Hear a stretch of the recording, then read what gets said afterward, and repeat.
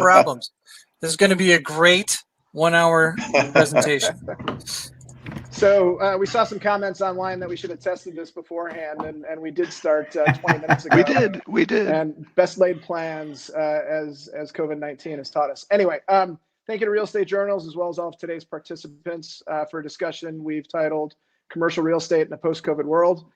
We have an esteemed group of real estate experts, which include national and global occupiers, designers, and operators of space, including Erin Butler, partner and head of workplace and real estate management at William Blair; Raj Gupta, chairman of ESD Global; Neil Pendleton, managing director of Chicago Investor Services at CBRE; Jim Prendergast, principal and design director at Gensler. My name is Anthony Scacco.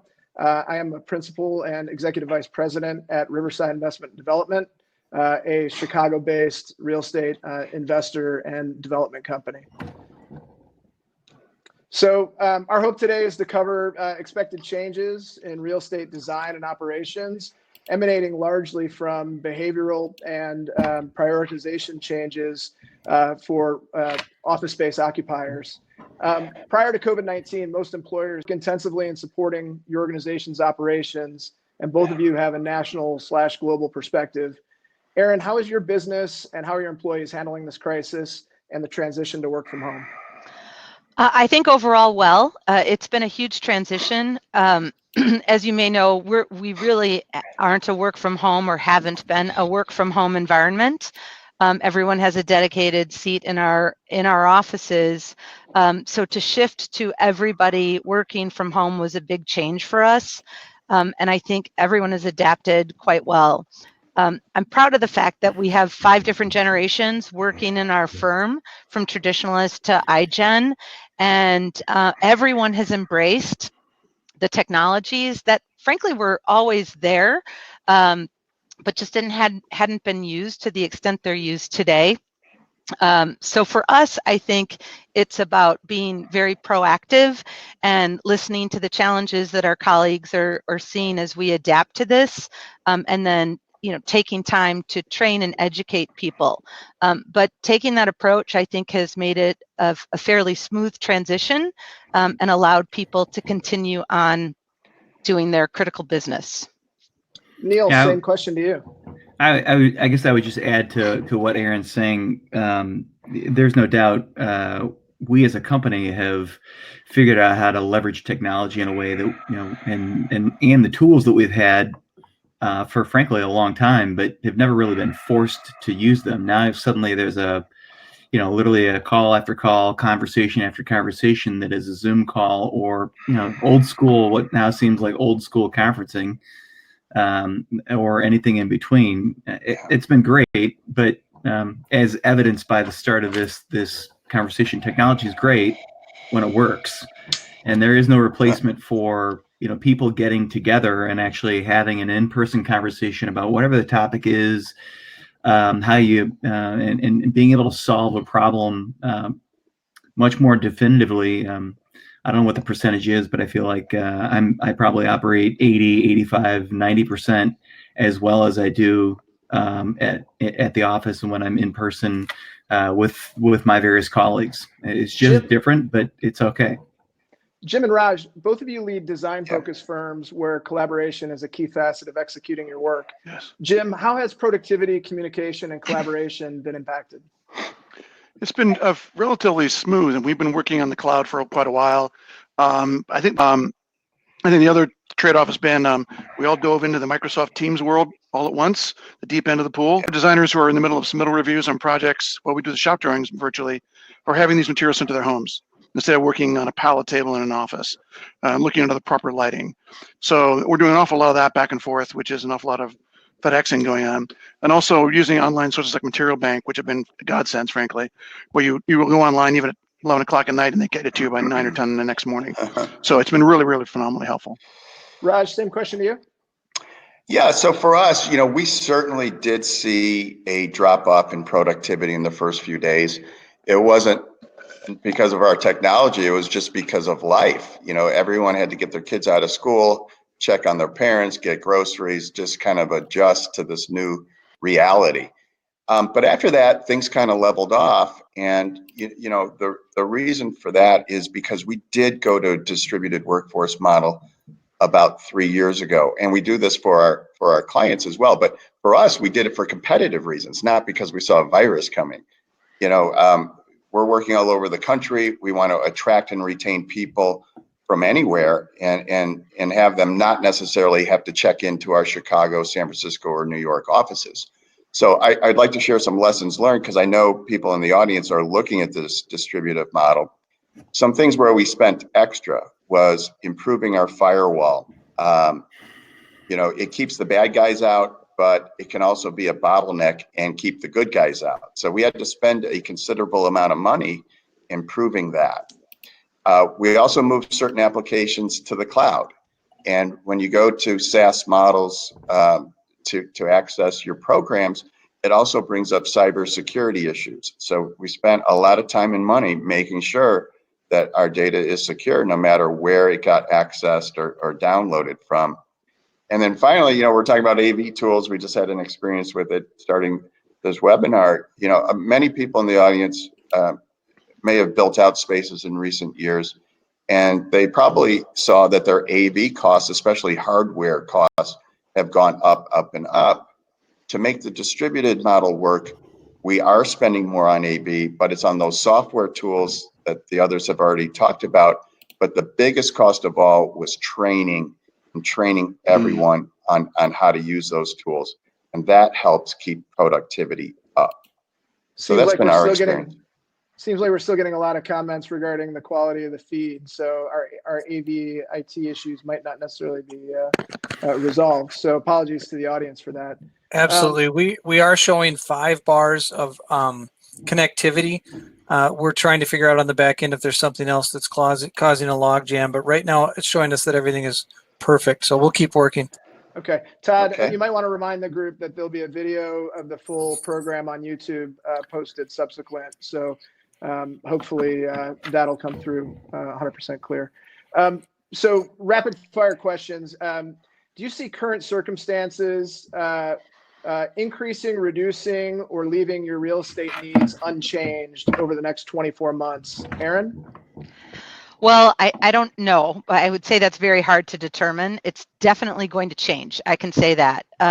But we just don't know how yet. And we need to take the time really to observe and evaluate and study the workforce and the workplace environment. So I think that we're just going to see a lot of change. We're just not quite sure what that is yet, but I can't wait to find out. Jim? Yeah, I agree with Erin. I think it's a matter of there's some study to be done. We're looking at ourselves the same way Erin and other users are. The fact of the matter is there is some stickiness to this working from home and working remotely that does actually work. So we're looking at what portions of that can stay that way, what portions do we want to have working that way, and what parts do we want to still have the office play, which is, as Raj alluded to, it's a place, and Neil, it's a place for people to meet and work together, and human connection absolutely needs to be maintained. So we're thinking about our people first and looking at all the spacing issues and the variables of how we bring people back to work. But I think right now it's a pause on as far as expanding any area. And I don't know right now that we're thinking about retracting necessarily. Raj, how about you? Yeah, we're pausing. We're holding with what we have. And as I said before, because we have the distributed model that works, it gives us the latitude to be patient and see how this all plays out. Neil, finally to you. No doubt, Tony. We're pausing just because we all have, like everyone on this call and listening in and watching, everyone's got to really understand what does this really mean to us. There's no doubt, as we talked earlier here, you know, the work from home part of that formula is, I think, will be bigger, but how we use space differently, I don't know that anyone really quite knows yet. So I want to kind of get in the meat of the presentation, and it's really tough to forecast how space is going to change if you aren't beforehand trying to predict how behaviors and priorities are going to change. So while projecting near and medium-term economic outcomes of this crisis is extraordinarily difficult, it does seem that some of the changes we might see in employer and individual behaviors being a little bit more intuitive. At a macro level, urbanization, meaning people leaving rural areas for high population centers, has been a continuous trend for the past 50 years. One word answer from each of you. Do you see this trend continuing, pausing, or reversing? Erin? I think it'll continue. Jim? Continue. Raj? Continue. Neil? I like we said yesterday, I'm going to say pause, but ultimately continue.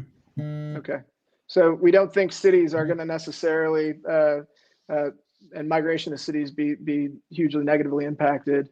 At the property level, office population densities, meaning people per given square footage, have been continually increasing over the past 15 to 20 years. Same question to each of you. Do you see this densification trend continuing, pausing, or reversing? Erin?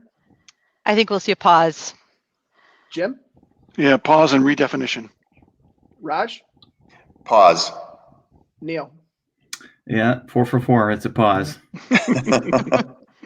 So, Jim, as a follow-up question, can you provide any insights as to the types of questions or changes in direction you're getting from your clients regarding space utilization on in-progress assignments?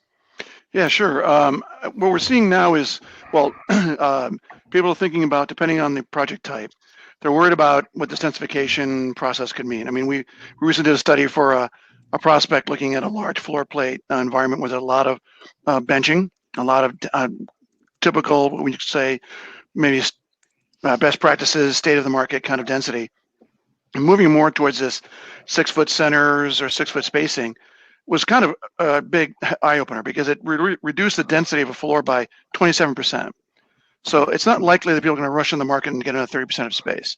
So, but it's, you think, well, gee, that doesn't seem a lot, but I'm just adding another foot or so between people. But it becomes a big number. So I think you're going to start seeing is people reassessing the type of space they're sitting in, how often they're sitting in it.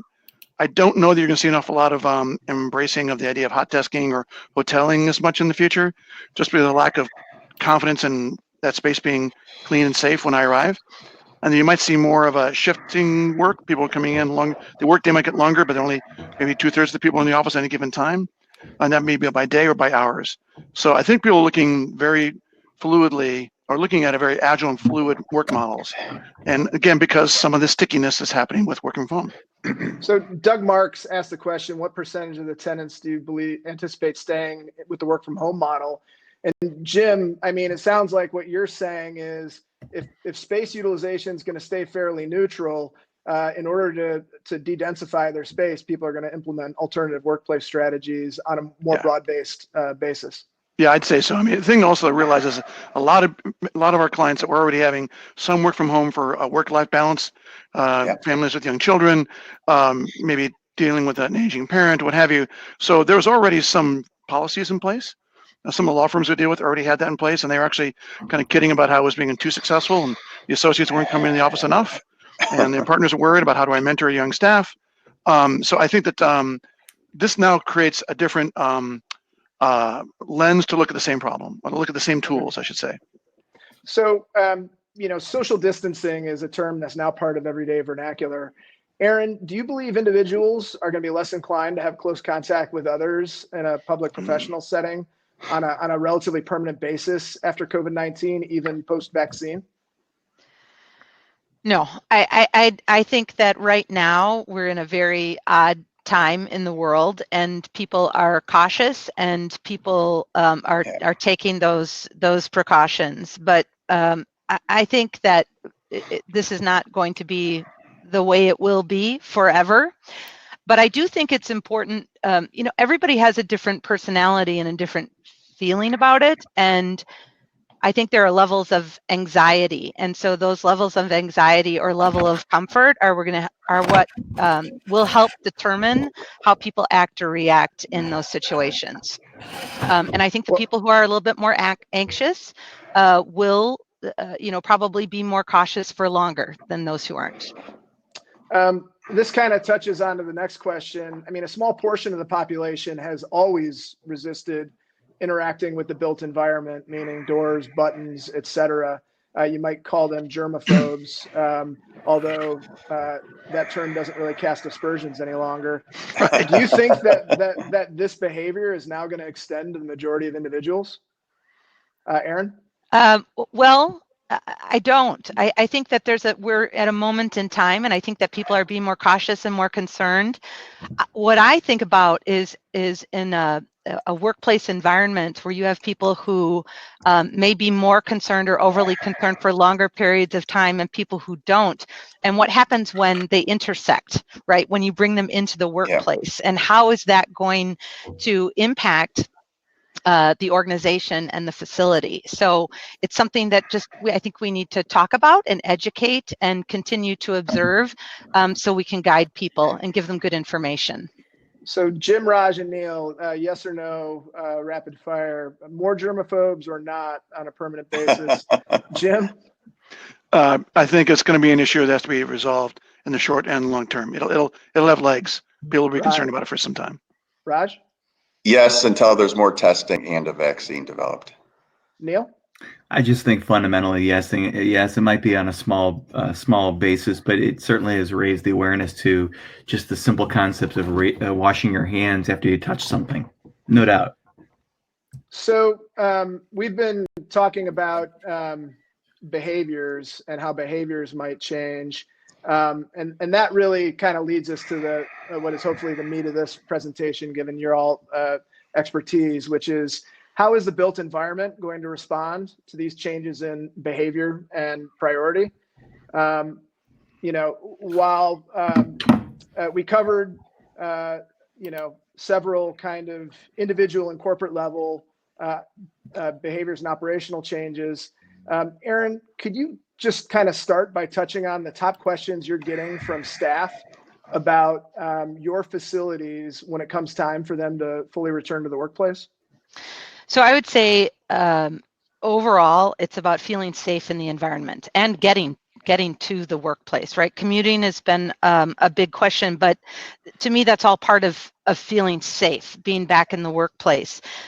Air quality is a big component, making sure that the air quality is being addressed, not that it wasn't before, but what additional enhancements might be added in order to support better air quality. Sanitization, cleaning, you're going to see a lot more cleaning, porters, more disinfectant, people cleaning surfaces that are touched by most people, trying to create a contactless environment. I think that that's really important to people. It's nearly impossible to do, but doing everything that we can to create a contactless environment, in addition to providing those supplies that help people with them. And then, of course, the social distancing.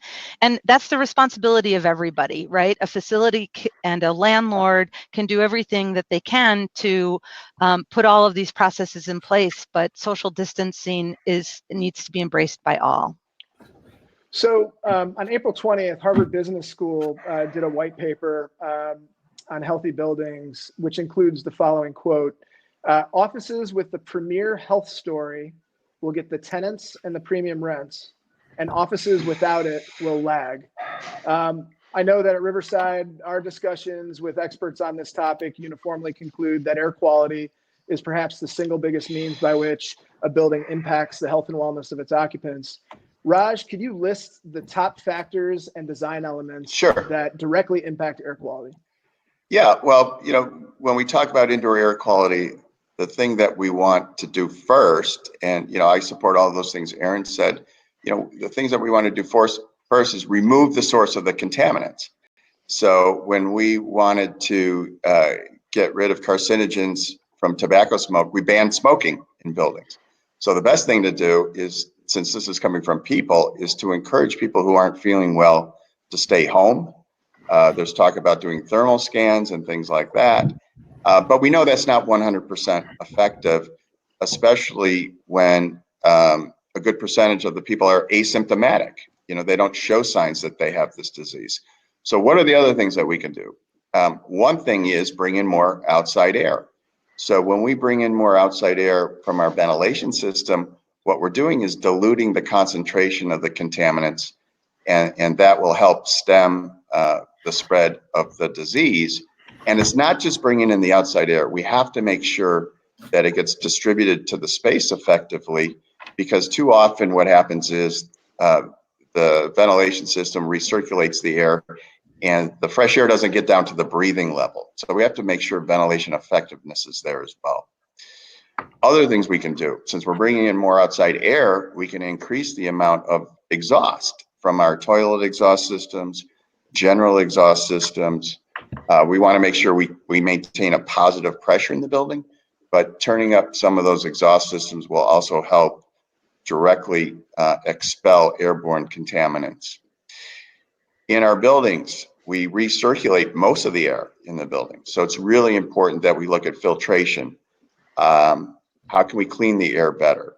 By upgrading the filters in an air handling unit with more efficient filters and filters that can get rid of or capture those smaller particles. Also, we should consider some localized portable devices with HEPA filters, where we use those in hospitals now, and we're using them at McCormick Place, which we help transform into a hospital. Those have proven to be effective. Humidification is getting more of a look now, maintaining a constant humidification year round. Studies have shown that when spaces are maintained between 40% and 60% relative humidity, our bodies are better able to fight off disease. And early indications show that this virus doesn't do so well in humid conditions. And so, we have to be careful, especially in northern climates, because when we approach 40% relative humidity in the winter, in most buildings, we are going to get condensation. So we have to be careful about that. And then finally, a really important component of good indoor air quality is, are our systems commissioned? Like a car that needs to get tuned up, our HVAC systems have many moving parts. They work together. And too often we come into buildings and we see that dampers aren't working, sequence of controls have been disabled. And so it's really good, especially while people are out now. It doesn't cost that much. Give your HVAC system a tune-up before it comes in to make sure you have really good indoor air quality. So what I heard, Raj, fresh air rates, filtration, and secondary cleaning, and the systems that we're familiar with include ultraviolet and then ionization systems, humidification, and then the air delivery method in terms of how you actually get the ventilation down to the breathing zone, along with making sure you're exhausting sufficient air. Is that right? That's correct. And, I just want to have one caveat. There's a lot of people out trying to sell solutions now. This is a novel virus, which means it's new. And so, the experts at NIH and CDC are learning about it. And so I'd be careful to go for any product or system that claims that they have 100% effectiveness against this particular strain of the virus. So you have to be careful. But I did outline some best practices that have worked in the past. And those are the ones that we recommend starting out with. So Raj, I know you and I have had this discussion, but when it comes to the air delivery method, Andrew Bergman asked about underfloor air systems, which have a contentious history in Chicago. Basically because of the union environment, the sheet metal locals banned underfloor air except in technology centers or got the city to ban it, I should say. But based on what I understand from your perspective, underfloor air is the most effective means by which to provide a controllable environment.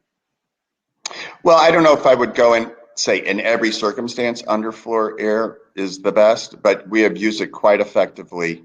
And when I talked about ventilation effectiveness at the breathing zone, we have found it to be quite good at doing that. And then, you're supplying the air from the floor and exhausting it from the top of the room. And so it suggests that it would be, a really good solution for many types of projects.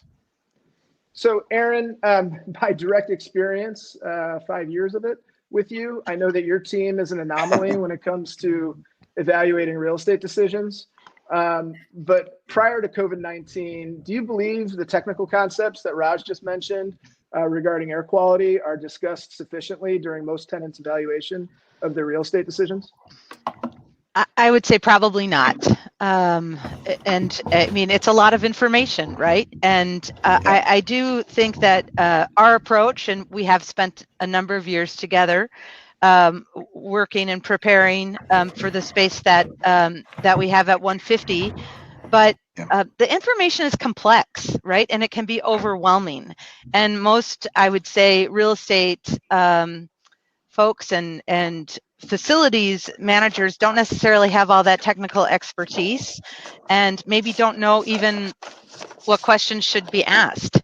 And I would say, for us, we went through an extensive evaluation, as you know, Tony, but we leaned on our experts and we asked questions, and we continued to ask questions. Perhaps maybe there might have been some question fatigue back then, but I think that dialogue is really important. And I don't think it's important just because of this, but I think it will become more important now more than ever because it's top of mind to everybody. And I think it's important that, again, you get the information, you ask the right questions, and work together with your teams to make sure that you're putting your employees in the healthiest, safest office space.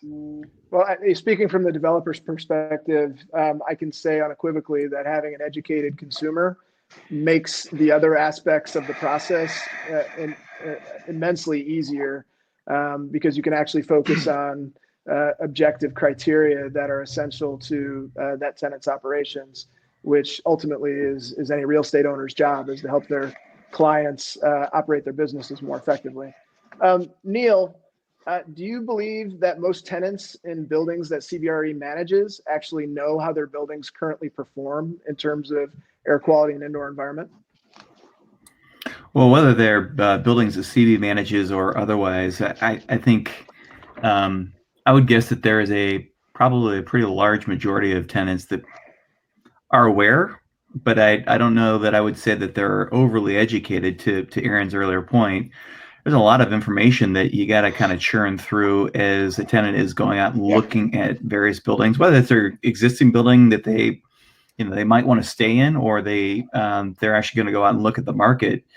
The amount of information just in how any given base building really operates and what that really means to them is a lot. And then, of course, within that are the mechanical systems and the amount of air supply and what the filtration is, and all these weird terms that a tenant that might be an attorney, or they provide some kind of services that has nothing to do with real estate. They don't know. So they're relying on their experts, the real estate experts. And I think, to me, the one of the big takeaways of not just COVID, but just the awareness of healthy buildings, or making sure that the building that you're in is as healthy as possible, is really being more aware. We as a real estate being more aware of what we're asking, whether that's from a tenant rep perspective or an agency perspective, representing the occupier, the investor side of it. Just being more aware of what we're asking and what we're providing that really attributes to a healthy building. Well, an unintended consequence of this is that everybody is going to get a lot more educated as to the circumstances that impact the operations of their business. So if any good can come of it, an educated consumer and an educated supply chain in terms of the brokerage and real estate investment and development groups will hopefully result. Jim, we've been talking a lot about electromechanical systems. There's a number of other features that have direct impacts on occupant health and wellness, including natural daylighting, access to outdoor open space, robust amenities and services. What are the top design concepts that you're discussing with your clients these days for how to enhance employee productivity and health? I think you touched on some of the key ones, which are, I think there's going to be kind of a tiered effect here. There's going to be looking at antimicrobial services and high touch or common spaces like bathrooms and cafe spaces and coffee areas, there's going to be, as Raj has, I think, very thoroughly illustrated the idea of what's going on with the air overhead. I think this idea of natural air is going to be a big deal. A lot of people working from home are getting used to the fact that they can crack a window and hear the birds outside, and they can get a little breath of fresh air, and it's that change is pretty remarkable. We already see it because it's already been kind of standard practice in Europe. It's very standard in Asia. The United States has been kind of in these hermetically sealed boxes for a very, very long time. I think there's going to be some serious discussions about what happens when we go back to work and we look at new buildings in particular, what that might be doing to remedy that. I think the notion of light and air and openness are really, really important. I was just reading an article yesterday about what happened between after the Spanish flu and World War II in Europe, and this whole idea of the sanitarium movement about how to help people get healthier. And there's a sense that design could actually help the psychology and the physiology of keep people getting better. It had a lot to do with those three things: light, air, and openness. I think the ability of choice in the environment of the workspace is already prevalent and a dominating factor. I think you can see that shifting towards about control of my environment. I already have maybe control about where I work in the office, if I'm in the office or not, technology, etc. But now it's going to be about, I want to have control over my thermal and my the air quality of my environment and the variety of my air quality. So on a pretty day, if it's humidity, it's a little more humid outside, I'm going to go outside and read or be on my computer for a little while. I think those kind of spaces are going to come into a higher and higher demand, and the options to have that available in a building or at campus will be pretty high. Can you talk about amenities and services a little bit, Jim? I mean, you know, I know that in our buildings, which have skewed to a specific range of the spectrum, we've been seeing an increased requirement or demand for health and wellness related services. Right. Can you maybe talk to that a little bit? Sure. I think most tenants, when looking at the amenity package that a developer will bring to the game, you're going to be looking at a fitness center kind of component.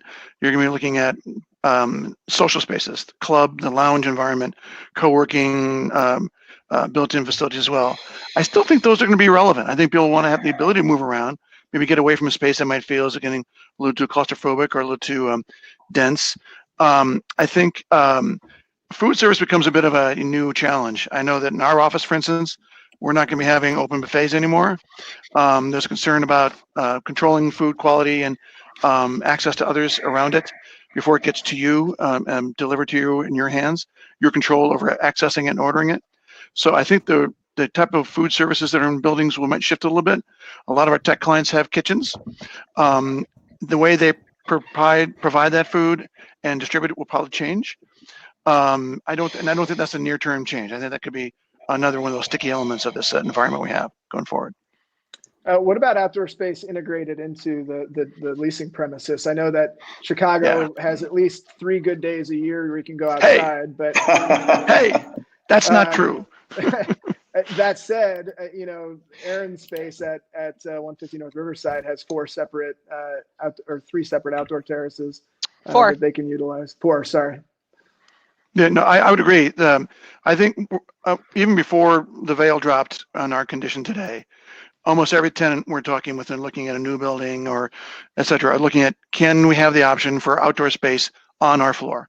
We don't necessarily get in an elevator to go to a common lounge or to a roof deck. Buildings, roof decks are extremely popular. But the notion of being able to, in the course of my day, to be able to step outside onto a covered patio or just take a phone call standing around outside. Everyone's using, I don't know about you guys, but none of us are using desk-bound headsets anymore. Everyone's on their earbuds, on their working through their cell phones. So with DAS systems, I can go anywhere on the floor. I can take a call on a balcony, and my clients don't know the difference. And so DAS is, for everybody's benefit, a distributed antenna system. Basically, propagates a cellular signal inside the building, like an antenna does outside the building. Right.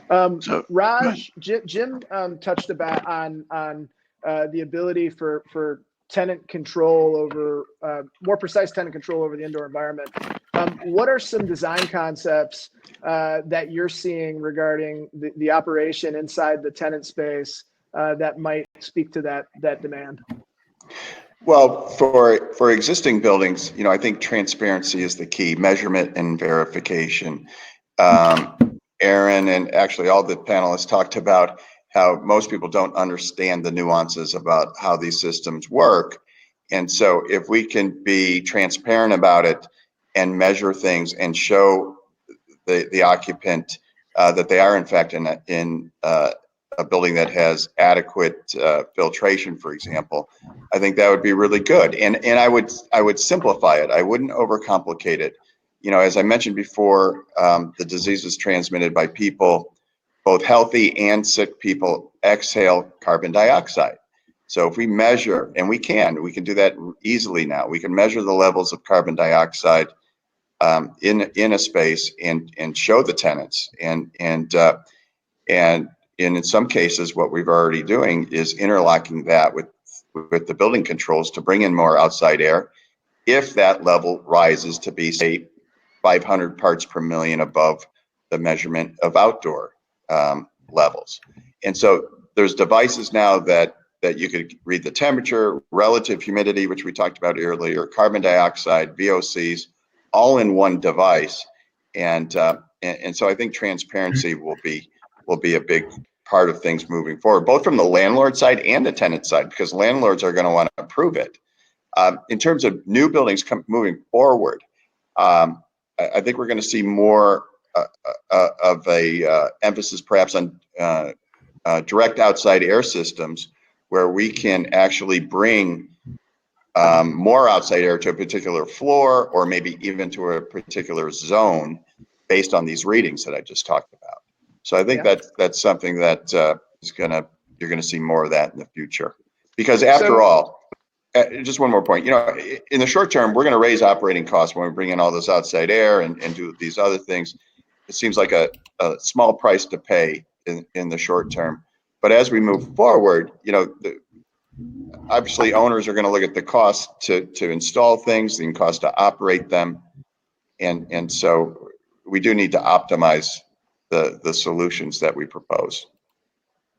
So Raj, when you're talking about measurement and verification, I mean, you know, what I think you've mentioned previously is small, kind of nano-sized IoT-enabled sensors that can track people movement and also record indoor environmental conditions. So you're saying you see that being prevalent not only throughout common areas, but throughout tenant spaces and providing aggregated reporting to building owners and occupants.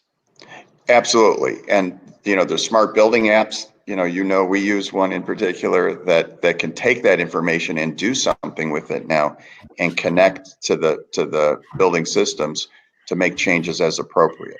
So it is important, like, for example, with carbon dioxide, I keep going back to that, is, you know, you want to measure the outside concentration, you want to measure it, you know, in how much outside air you're bringing in, but then also in the zone, because ventilation effectiveness is so important. You have to measure it at the breathing zone too. Yeah. Well, I know that when we design buildings with you, we look at, you know, basically what I guess you've termed an economizer mode, where you can do 100% outside air, whereas code minimum is something between 10 and 20%, right? Yeah, so, you know, one of the benefits, you know, I talked about in a colder climate, the limitations on humidifying buildings. One of the good things about living in a northern climate, you know, in Chicago, there are years where 7 months out of the year, we're going with 100% outside air on the economizer. So so that's a positive. So from a dilution standpoint, buildings are likely to consider social distancing as well as physical touch points to control the experience from occupants going from the front door up to their desk. Neil, what are you hearing from your clients regarding operational changes to CBRE managed buildings? And then within the questions, we've been getting questions that relate to PPE, regarding temperature screening, regarding cleaning and other services. So thank you for the various questions that the attendees have been providing. But Neil, can you speak to that a little bit? Yeah, and as we were talking about this, we've been talking about this over the past couple days in preparation for this call. You know, like most management organizations, you know, we're about a day away from issuing what is really a really well thought out document that we're going to arm our property management teams to really sit down and review with ownership of any given asset that we're managing. And frankly, we're not alone, but the whole idea is to really arm our management teams and our ownerships with a toolkit of parts that really allow us to ensure that when tenants start coming back to these buildings, when they start re-entering these buildings, they know that the buildings are safe. It's about the journey from literally the point that you walk onto the curb to the point that you get into the space. And frankly, our toolkit even has a very well thought out guideline for tenants that might not have an organization like Erin's does, right? Will and Blair, they got a really robust internal facilities team, but there's a ton of tenants out there that are right now really scrambling for what do we do once people get into the space, but you got to get people to the space. So there are we're thinking through everything, how you literally open the door, how you process people through security. Clearly we've got clients who are thinking through temperature checking systems and protocol, and to Raj's earlier point, even those aren't foolproof because there are a ton of people who are asymptomatic that's not necessarily going to catch that all the time. But it's an important thought through the process. And then through security into, through the turnstiles into the elevators, and how many people go into the elevators? You literally think through taping on floors, how many people and where people should stand. To earlier comment, a lot of this is related to everything that we're doing pre-vaccine. And then I think, once we get to vaccine and post-vaccine, so much of this is going to flip. My personal opinion, but it's all about the journey. Yes. Jim and Erin, what are the top base building infrastructure items that need to change the most in order to reduce physical contact and enable social distancing? Matt Larson, one of the Getch Partners architects, just put a comment on there about elevator occupancy. And Jim, what other concepts facilitate this social distancing? I think you're going to look at a lot of conditions around how people work in and around bathrooms. I think you're going to see some retrofit of faucet fixtures, etc., and doors in and out of the rooms. You can't have people wash their hands. They can lean on the door going into the bathroom, but then they got to reach on a pole when they leave. That kind of defeats the whole sequence, right? So I think we're going to start seeing a lot more automated devices or arm pedals, all of which exists in the marketplace. A lot of them are in healthcare environments. I think you'll see some migration of some of that hardware into the workplace. I think the other things too are about touchless devices. I think we're going to get an awful lot more of the Internet of Things with our phones. We can have access from security by waving our phone at a reader, and then the door may open automatically or may lean into it. I think you're going to see an awful lot of certainly that in the near term, but I think that also has some stickiness. I think there's a point where people are going to find that these things become an expectation, and certainly of a Class A top tier office environment experience. Erin, I know that I was on a call with you recently where we talked about virus and bacteria proofing hard surfaces, and can you talk about any other things that you're considering within your space to try to reduce physical contact? Yeah, I mean, we're looking at everything. This antibacterial solutions that we can put on door handles. We've got gadgets that we're testing to hand to people that they can use instead of using the handles. Really just looking at how do we create a more contactless environment, and we'll never be able to make it completely contactless, but as we go through that exercise, we also have to be thoughtful about the sanitization, as I said earlier today, and making sure that we're cleaning and we have the appropriate disinfectant.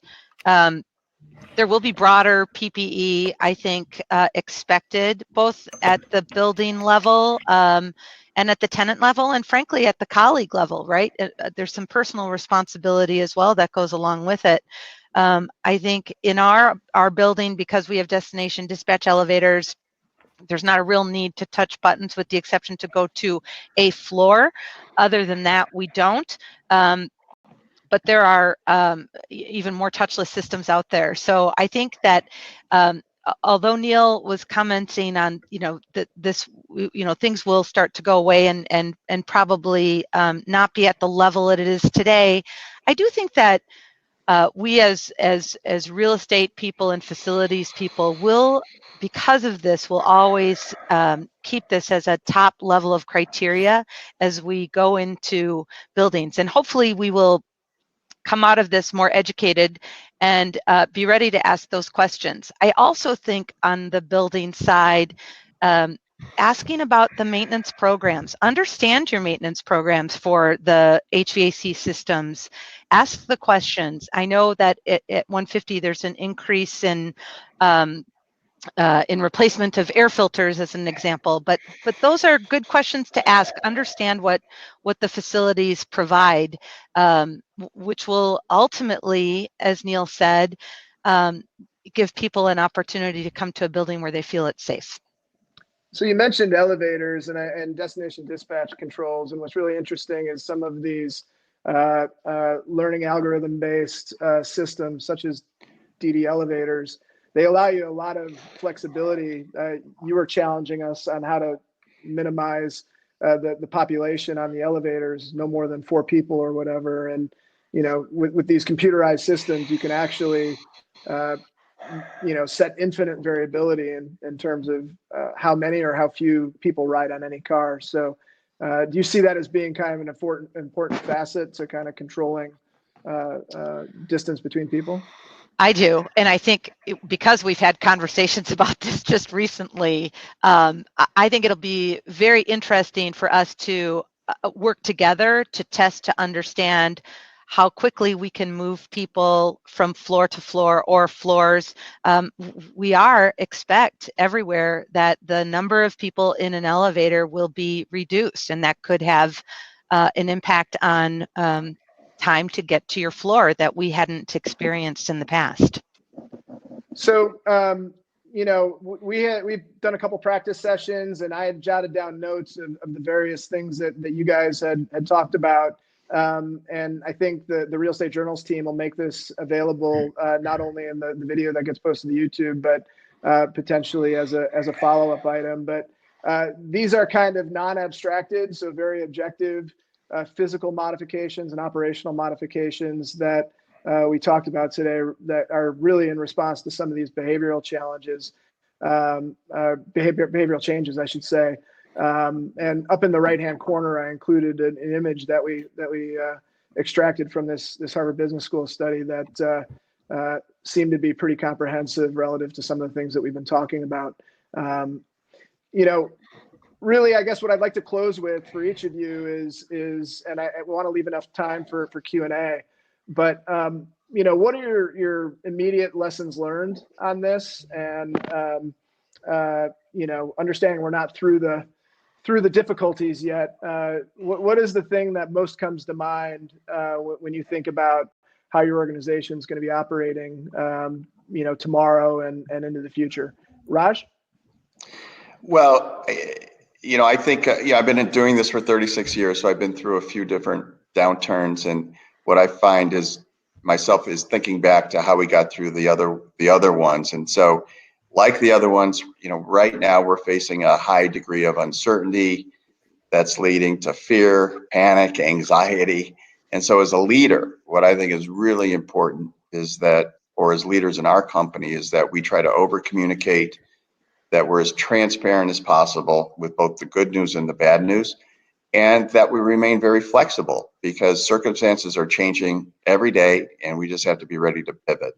So that's what we're trying to do. Jim? Yeah, I think the thing we're learning, the takeaway, as you said, Tony, is that there are elements of this environment that are going to be with us for a while. there are some things that will permanently change. I don't think it's, like the world's going to be totally different tomorrow. The world is not going to be the same ever again. I don't think that's the case at all. But I do think that there's going to be some fundamental shifts in the way we perceive space and how we use it. And I think actually that's a good thing. I think it's going to be a really interesting kind of conversation going forward for the months and months ahead. That's going to invent some really new ways of thinking about work. It's going to create some new behavioral patterns. It's going to create, I think it could also produce some really amazing innovations and increases in productivity and effectiveness. I think it could actually create that long sought work-life balance that seemed to be so out of skew over the last generation or so. And that there's a sense of what work means and where you do it becomes a much broader and more sophisticated conversation. And we have the systems that can support that kind of dexterity. Erin, same question.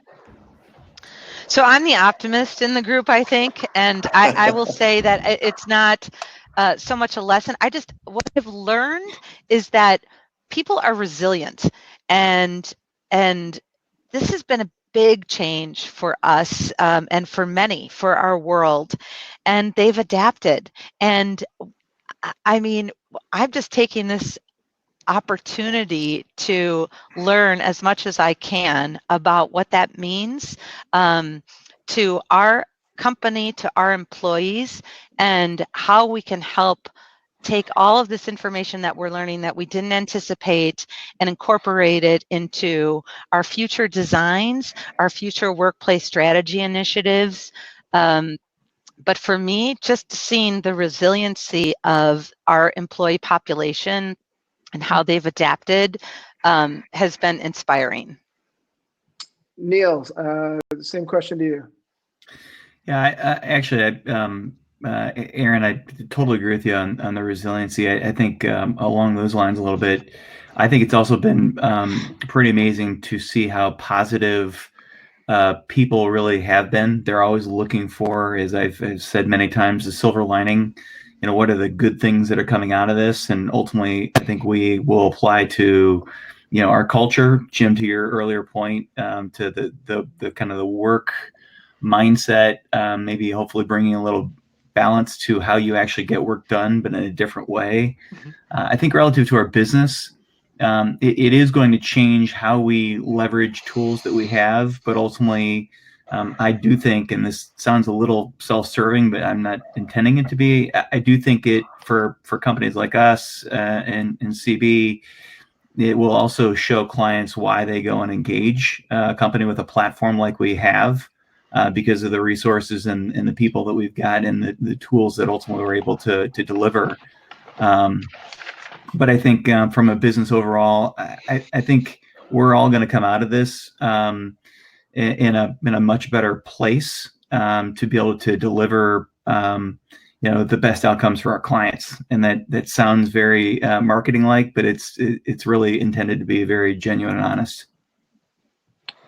Well, I want to try to open it up to questions, and there's been some good ones that we haven't covered yet. Melissa Benoit asked, do you see natural ventilation or operable windows being integrated into high-rise buildings? And Jim Prendergast, you might be well positioned to answer that question. Yeah, I would be an advocate for same. I think that it definitely complicates the thermal environment of a building. I get that, but I think when you look at what has happened in the leadership we've seen work in Asia, and the kind of premise, this kind of understanding of quality of life that's so prevalent into European culture, that starts to creep into an American way of thinking, which is heretofore not necessarily been at the front of the conversation. I think the wave of tailoring spaces around the needs of users as opposed to the needs of an organization, of the enterprise, has been a drift that's been happening for quite some time. I think this pandemic is really going to accelerate some of that thinking a lot more. It makes the conversation, brings up to the boardroom level as opposed to just being at the grassroots level. And so I think things like fresh air are going to be really important.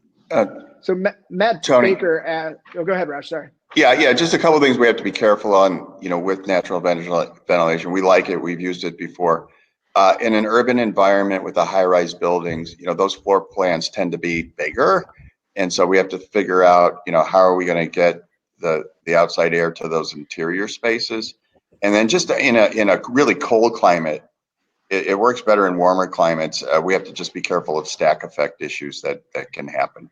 But we are an advocate of it in certain circumstances.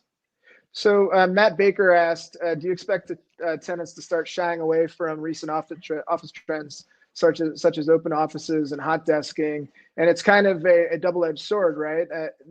If you want to de-densify, maintaining some form of staggered workforce seems to be the order of the day.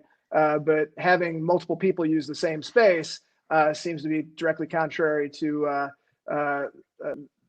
current priorities.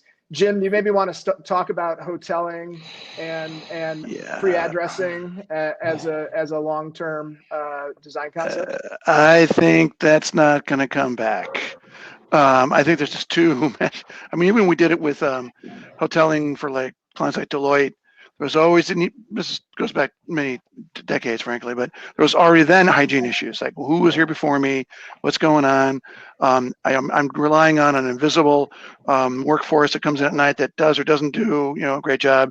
And I think you're going to start seeing a real waning in interest in the idea of hot desking, and what you might still see is still more likely to have a smaller dedicated space that's shifted so the desk next to me is not being used.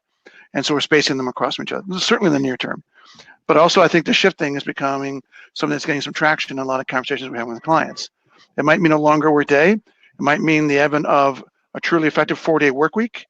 So there's a lot of interesting dynamics to this. It reinforces or reinvents the idea of occupancy yield. Maybe it's not about capacity anymore. So what kind of organization, what's the yield for this organization, for this environment, as opposed to capacity? I think it's a very different kind of conversation. So Juan Batarsi asked, are we going to be required to give more space for less money? And it sounds like he's an owner or developer. And there's this interesting juxtaposition, right? We're talking about de-densifying, which would seem to increase demand. But then, there's a huge kind of budget and other problems that most occupiers are having right now, which would seem to shrink demand. Then there's the question of urban versus suburban and primary cities versus secondary cities.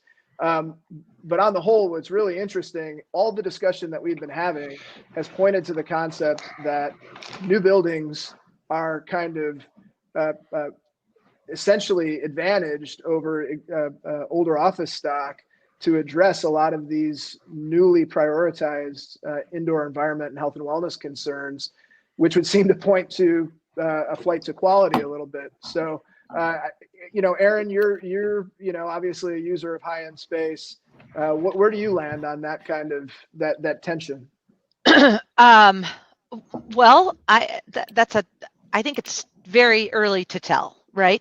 Obviously, back to the comments I've been making consistently throughout this discussion is be educated, understand the questions that you're asking, and make sure you know what you're getting. And I think that as we move beyond this event that's happening to our world, people won't forget it. And I hope that the real estate and facilities folks don't, because it is really important to keep it top of mind. So I don't really know. I can't answer your question, but I do think that people will be expecting more out of the buildings. So what does that mean for operating expenses, rental rates? I don't know. I mean, depends on the demand, but from my perspective, I'm going into a building and I'm looking at what meets the needs and criteria of my firm. So there's a special guest on the chat right now, a gentleman by the name of Drew Neiman. He's my partner and was instrumental in help putting this this together. So Drew, I just want to ping you to put together a really thought-provoking question and try to stump our esteemed panel if you could. There's been some other, there he is. There's been some other questions on here regarding elevators and how do you control population. And what's really interesting is that historically elevators have been, you push a button and the first elevator that gets to you, that's the one you get on. modern elevator systems that are kind of more algorithmically controlled try to get you to where you're going as fast as possible, meaning they sort you into like trips, meaning 35th floor goes to 35th floor, but you're not doing intermediate stops in between. So there's a lot of elevator questions on here. Drew just says, "Love you, man." That's not a question. That's a statement. And there you have it. Anything that anybody wants to close with? I'm not seeing any new questions on here. I wanted to make a comment on the open office hot desking. Although we're not an agile hot desking firm at this time, but I did want to comment on the open office plan. I think someone asked a question, whether that would go away as well. And I would hope that we wouldn't go to a, building private offices round and round just for separation in that manner. I think the open office plan will stay around. I think people will just have to be a little bit more thoughtful about the design and taking into consideration what is separating individuals from that open plan, the materials that are being used, and possibly the size. So I just think it's going to take a little bit more evaluation as we continue to look down what design will be in the future. Yeah, this could be, Tony, a whole nother conversation. I know all the way down to, the minutia of furniture that we all, of course, sit in. Once you get into the space, you pick the manufacturer. They're all talking about analyzing and making recommendations on either things that you can add to, modify, and or improve to existing systems, and or fabric surfaces that exist within new systems, or what you can do to modify and adjust to stuff that you've got already in your space. I agree with you, Erin. And look, our corporate offices, were I think now on Office 78 around the world, is 100% free address. It's not only open office, and everyone uses that term open office very, very generally and loosely. There's a ton of different definitions to it. But I think some of it is not just the design. I think some of it is also the very important, critical part of it is the operational side of it. How do you make people aware that and comfortable that it is in fact being cleaned? Or in our situation, you walk up to a desk, it's already preloaded with a keyboard and a mouse, and all you have to do is plug in your laptop and you go. Or even phones, right? There are soft phones, and look, we're talking not with a phone, we're talking electronically through our computers, and I think that's going to accelerate how people communicate. Maybe people are issued their own keyboards or mice, or that stuff gets taken away. But I think operationally, visibly cleaning during the day, I think those are some of the tweaks that will be made to the spaces versus just getting rid of open office or some version of free address. Got it. So Drew Neiman asked a question really directed at Erin regarding figuring out final plan, meaning when does the new get defined? But maybe we'll ask as a closing question, just kind of give a duration in as brief as you can to all of you. How long do you think it's going to take to sort out what the office space of tomorrow looks like relative to the office space of yesterday? Erin? Easily 12 months, 12 to 24 months, I would say, because we don't know when we're really starting to get back. And once that happens, there's an incredible amount of evaluation that needs to take place. Neil?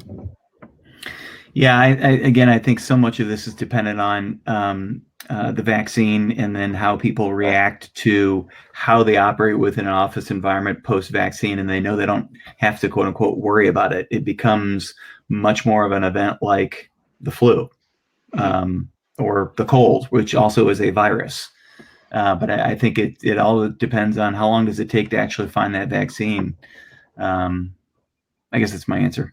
Yeah, Jim, you're the one that's kind of doing a lot of thought leadership with space occupiers on what their office space should look like. When do you think Gensler's view of the future is going to be fully crystallized? I agree with Erin. I think it's going to take some. I think our position is it's going to take an awful lot of careful thought, because there are so many variables between business cultures and business operations that need to be put into consideration. I do think one overarching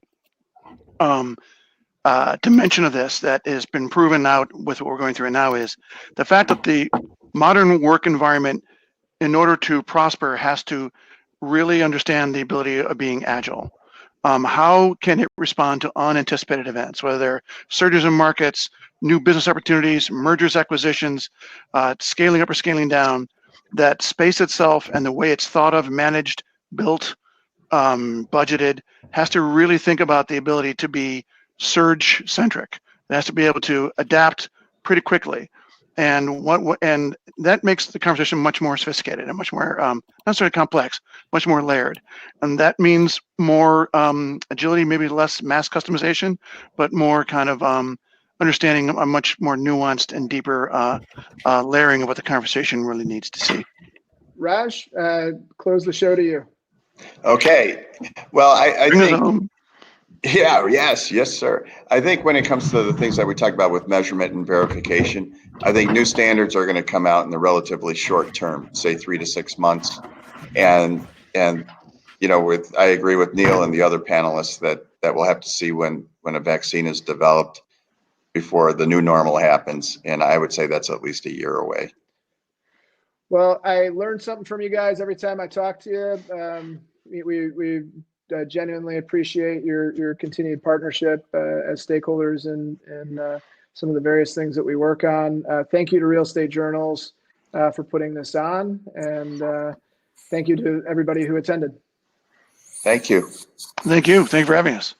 Thank you. Thanks for having us. Thank you all.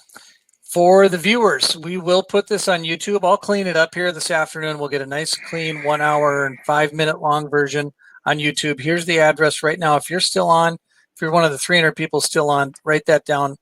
We will send out an email to everybody else that was on or didn't get on or had technical issues. We'll get this video replay out right away. Thank you much. Appreciate your time. Have a wonderful afternoon. Stay safe. Stay healthy. Thank you. Live long and prosper.